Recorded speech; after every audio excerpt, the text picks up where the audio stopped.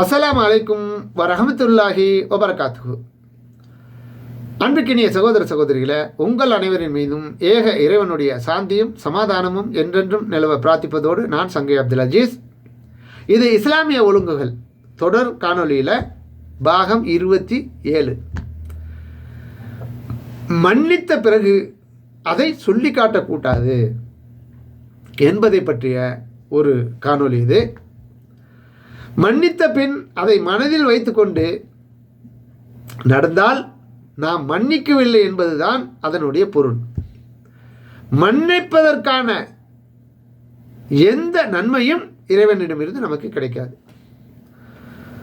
ஒன்று, மன்னிக்காமல் இருக்க உரிமை உண்டு. அதிலும் சிறந்தது மன்னிப்பது.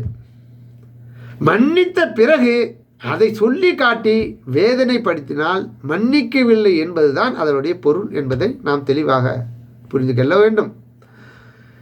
ஆகிய இந்த 3 விஷயங்களுடன் மற்றொரு எச்சரிக்கையும் அல்லாஹ் நமக்கு சொல்லி காட்டுகிறான். ஒரு மனிதன் இன்னொரு மனிதனுக்கு செய்யும் அநியாயங்களில் அவனது குடும்பத்தில் ஒருவனை கொலை செய்வதாகும் என்று சொல்லிவிட்டு, இந்த கொலையை கூட மன்னித்து நஷ்ட ஈட்டை பெற்றுக்கொள்ள அல்லாஹ் அவர்களுக்கு அனுமதி தருகிறான்.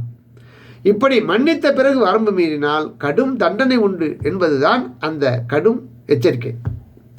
மன்னித்துவிட்டு வரம்பு மீறி அல்லாஹ்வின் தண்டனைக்கு உள்ளாவதை விட மன்னிக்காமல் இருப்பதே மேலானது இல்லையா? ஆக மன்னித்த பிறகும் யார் வரம்பு மீறுவோம் என்று அஞ்சுகிறார்களோ அவர்கள் மன்னிக்காமலே இருந்து விடலாம். இதனால் சில நன்மைகள் நமக்கு கிடைக்காமல் போகுமே தவிர தண்டனை எதுவும் கிடைத்து விடாது. ஆனால் மன்னித்த பிறகு சொல்லி திரிந்தால் அந்த தண்டனைக்கும் நாம் ஆளாக நேரிடும். இதை கவனத்தில் கொள்ளணும். இதை பற்றி அல்லாஹ் ரப்பல் ஆலமீன் நமக்கு சொல்லி காட்டும்போது, நம்பிக்கை கொண்டோரே, சுதந்திரமானவனுக்காக கொலை செய்த சுதந்திரமானவன், அடிமைக்காக கொலை செய்த அடிமை, பெண்ணுக்காக கொலை செய்த பெண் என்ற வகையில் கொல்லப்பட்டோருக்காக பழி வாங்குவது உங்களுக்கு கடமையாக்கப்பட்டிருக்கிறது. அதில் மாற்று கருத்து இல்லை. கொலையாளிக்கு கொல்லப்பட்டவனின் வாரிசாகிய அவனது கொள்கை சகோதரன் மூலம் ஏதேனும் மன்னிக்கப்படுமானால் நல்ல விதமாக நடந்து அழகிய முறையில் இழப்பீடை அவனிடம் வழங்க வேண்டும். இது உங்கள் இறைவன் எளிதாக்கியதும் அருளும் ஆகும்.